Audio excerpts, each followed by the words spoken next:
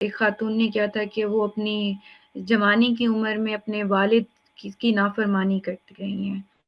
تو اسی سے ریلیٹڈ یہ ہے کہ آپ کی ایک ویڈیو میں تھا کہ سرکشی کو کبھی اللہ تعالیٰ معاف نہیں کرتا۔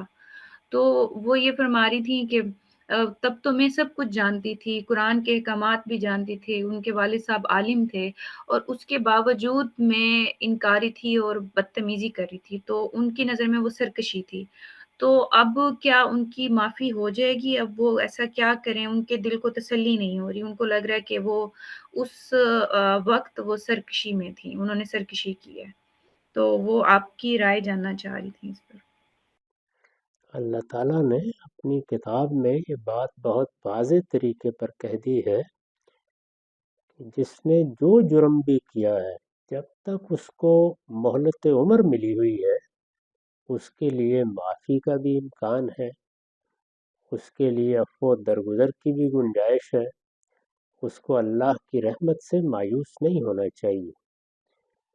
اللہ تعالیٰ نے اپنا پیغمبر بھیجا، وہ لوگ جنہوں نے پیغمبر کی موجودگی میں سرکشی کا رویہ اختیار کیا، یہ آیت ان کے بارے میں ہے کہ ان لوگوں نے اگر اپنی جانوں پر آخری درجے میں بھی ظلم ڈھایا ہے تو وہ آئیں اور آ کر پیغمبر سے بھی درخواست کریں کہ وہ ان کے لیے مغفرت چاہے، اور وہ خود بھی اللہ تعالیٰ سے طالب مغفرت ہوں۔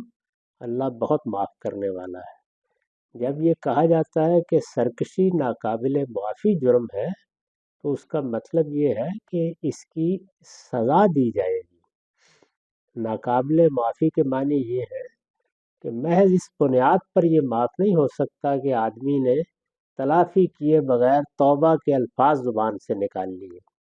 ان کو جو مہلت ملی ہوئی ہے، اس میں وہ دیکھیں کہ کیا وہ اپنے ماں باپ کی اب کوئی خدمت کر سکتی ہیں، وہ اپنے رویے کی تبدیلی کے نتیجے میں ان کو کوئی فائدہ پہنچا سکتی ہیں، وہ دنیا میں نہیں رہے تو ان کے اخلاق کے ساتھ کوئی نیکی کا کام کر سکتی ہیں، ان کے لیے کوئی نیکی اور خیر کی پدا کر سکتی ہیں۔ تو یہ بہت سے مواقع ہیں جو ان کو ملے ہوئے ہیں، ان کو اس کی تلافی کرنی چاہیے، لیکن اللہ کی رحمت سے کبھی مایوس نہیں ہونا چاہیے۔ یہ مایوسی بھی شیطان پیدا کرتا ہے۔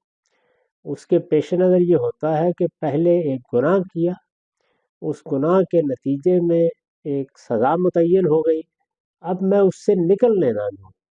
تو جب یہ کہا جاتا ہے شرک قابل معافی نہیں ہے، سرکشی قابل معافی نہیں ہے، تکبر قابل معافی نہیں ہے، تو اس کا مطلب یہ ہے کہ اگر اپنی اصلاح نہیں کی، اگر توبہ نہیں کی، تو پھر یہ بغیر توبہ کے، بغیر اصلاح کے معاف نہیں ہو جائیں گے۔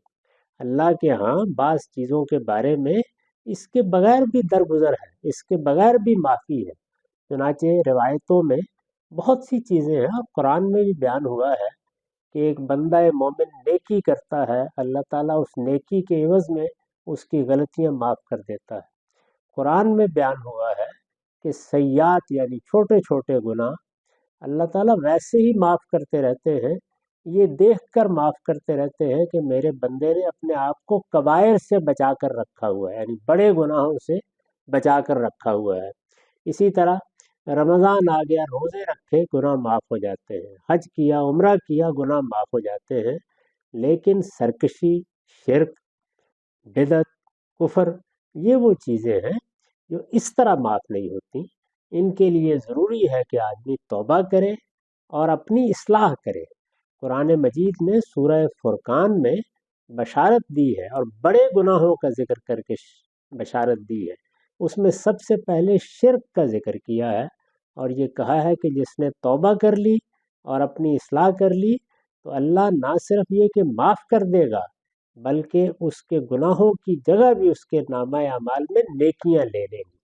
تو یہ بڑی بشارت ہے، ان سے کہیے ہرگز مایوس نہ ہو، بلکہ خود اللہ تعالیٰ کے اپنے الفاظ اس موقع پر یہ ہیں کہ میرے بندو لا تقنطوا من رحمت اللہ، اللہ کی رحمت سے کبھی تمہیں مایوس نہیں ہونا چاہیے۔ تو یہ مایوسی کی باتیں ہیں، اپنی بہن کو احساس دلائیے کہ وہ اپنے رب کی رحمت سے ہرگز مایوس نہ ہو، صرف توبہ اور اصلاح۔ توبہ تو یہ ہے کہ انہوں نے فیصلہ کر لیا کہ اب وہ اس گناہ کا ارتکاب نہیں کریں گے، یہ توبہ ہے، یہ فیصلہ ہو گیا۔ اس کے بعد یہ کہ اپنے رویے میں کیا اصلاح کر سکتی ہیں، کیا تلافی کر سکتی ہیں، وہ جاری رکھنا چاہیے ان کو، اور اللہ تعالیٰ سے امید رکھنی چاہیے، بلکہ اپنے رب پر بھروسہ رکھنا چاہیے کہ وہ اپنے بندوں کو معاف فرمانے والا۔